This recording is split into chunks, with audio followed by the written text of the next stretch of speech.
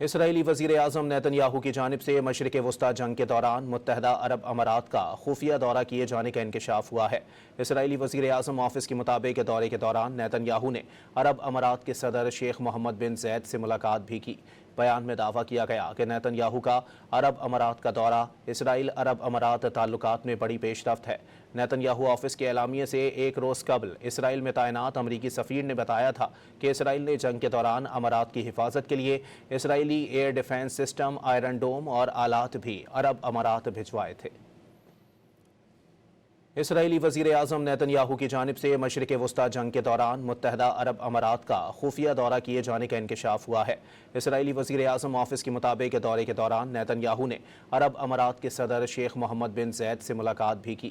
بیان میں دعویٰ کیا گیا کہ نیتن یاہو کا عرب امارات کا دورہ اسرائیل عرب امارات تعلقات میں بڑی پیش رفت ہے۔